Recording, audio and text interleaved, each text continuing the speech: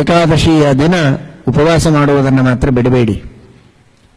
ಇನ್ಯಾವ ವ್ರತ ನಿಯಮಗಳನ್ನು ಮಾಡಲು ಸಾಧ್ಯವಾದರೂ ಸರಿ, ಆಗದಿದ್ದರೆ ಇಲ್ಲ.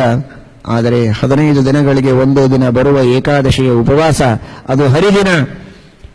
ಶ್ರೀಹರಿ ನಮಗೆ ಮಾಡಿದಂತಹ ಅನುಗ್ರಹ, ಉಪಕಾರ ಅನಂತ ಅಪಾರ.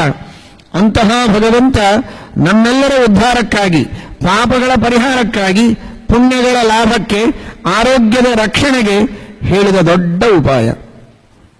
ಏಕಾದಶಿಯ ದಿನ ಭಕ್ಷಣವನ್ನ ಮಾಡಿದರೆ ಸುಮ್ಮನೆ ಕುಳಿತಲ್ಲಿ ಜಗತ್ತಿನೊಳಗಿರುವ ಎಲ್ಲ ಕ್ರೈಮ್ಸ್, ಏನೇನು ಅಪರಾಧಗಳಿವೆ, ಎಲ್ಲ ಅಪರಾಧಗಳನ್ನು ಮಾಡಿದ ಪಾಪಗಳನ್ನು ಇವನ ಹೆಸರಿನಲ್ಲಿ ದೇವರು ಚಿತ್ರಗುಪ್ತನಿಗೆ ಹೇಳಿ ಬರೆಸ್ತಾನಂತೆ. ಬ್ರಹ್ಮಹತ್ಯ, ಸ್ತ್ರೀ ಹತ್ಯ, ಭ್ರೂಣ ಹತ್ಯ, ಮದ್ಯಪಾನ, ಮಾಂಸಭಕ್ಷಣ, ಕಳ್ಳತನ, ಏನೇನಿವೆ ನಿಮಗೆ ಆಶ್ಚರ್ಯ ಅನಿಸಬಹುದು. ಅಲ್ಲಿ ಹೋಗಿ ಯಮದೇವರ ಹತ್ರ, ನಾನು ಇದ್ಯಾವುದು ಮಾಡೇ ಇಲ್ವಲ್ಲ, ನನ್ನ ಹೆಸರಲ್ಲಿ ಯಾಕೆ ಇದೆಲ್ಲ ದಾಖಲಾಗಿದೆ ಅಂತ. ಏಕಾದಶಿ ತಿಂದಿದ್ದೀಲ್ಲ. ವರಂ ಸ್ವಮಾತೃಗಮನಂ ವರಂ ಗೋಮಾಂಸ ಭಕ್ಷಣಂ. ಗೋಮಾಂಸ ಭಕ್ಷಣ ಮಾಡಿದ್ದಕ್ಕಿಂತಲೂ ಹೆಚ್ಚಿನ ಪಾಪ, ಮಾತೃಗಮನ ಮಾಡಿದ್ದಕ್ಕಿಂತಲೂ ಹೆಚ್ಚಿನ ಪಾಪ ಏಕಾದಶಿ ಭಕ್ಷಣದಿಂದ ಇದೆ ಅಂತ ಹೇಳ್ತಾರೆ.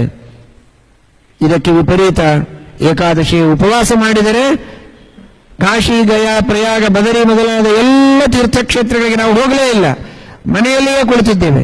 ಅಷ್ಟೆಲ್ಲ ಯಾತ್ರೆ ಮಾಡಿದ ಪುಣ್ಯ, ಯಜ್ಞ ಮಾಡಿದ ಪುಣ್ಯ, ದಾನ ಮಾಡಿದ ಪುಣ್ಯ ಎಲ್ಲವೂ ನಮ್ಮ ಹೆಸರಲ್ಲಿ ದಾಖಲಾಗ್ತದೆ. ನಮ್ಮ ಅಕೌಂಟಿಗೆ ಅದೆಲ್ಲ ಪುಣ್ಯ ಕ್ರೆಡಿಟ್ ಆಗಿ ಹೋಗುತ್ತೆ. ನಾವೇ ಮಾಡಿರೋದಿಲ್ಲ, ಆದರೆ ಏಕಾದಶಿ ಉಪವಾಸವನ್ನು ಮಾಡಿದರೆ ಸಾಕು, ಅಷ್ಟೆಲ್ಲ ಪುಣ್ಯ ಬರುತ್ತದೆ ಅಂತಾರೆ ಶ್ರೀಮದಾಚಾರ್ಯರು ಕೃಷ್ಣಾಮೃತ ಮಹಾರಣವದಲ್ಲಿ.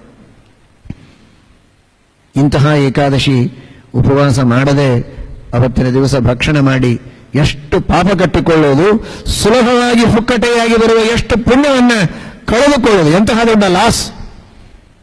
ಅದನ್ನು ಮಾಡದಂತೆ ತಪ್ಪದೇ ಪ್ರತಿಯೊಬ್ಬರು ಶ್ರೀಕೃಷ್ಣನ ಸನ್ನಿಧಾನದಲ್ಲಿ, ಶ್ರೀಮದ್ ಆಚಾರ್ಯರ ಈ ಪವಿತ್ರ ಸನ್ನಿಧಾನದಲ್ಲಿ ಪ್ರತಿಜ್ಞೆಯನ್ನು ಮಾಡಿ, ಏನಾದರಾಗಲಿ ಏಕಾದಶಿ ನಿರಾಹಾರ ಉಪವಾಸ. ಉಪವಾಸ ಅಂದರೆ ಊಟವನ್ನು ಮಾಡೋದಿಲ್ಲ, ಅದರ 4ರಷ್ಟು ಫಲಾಹಾರ ಮಾಡ್ತೇನೆ ಅಂದರೆ ಅಲ್ಲ.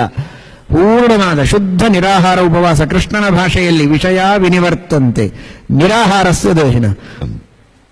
ಆಹಾರವನ್ನ ಅವತ್ತು ಮಾತ್ರ ಪೂರ್ಣವಾಗಿ ಬಿಡಬೇಕು ಏಕಾದಶಿ. ಇನ್ನುಳಿದ ದಿವಸ ಮಿತಾಹಾರ ಆದರೆ ಪರವಾಗಿಲ್ಲ.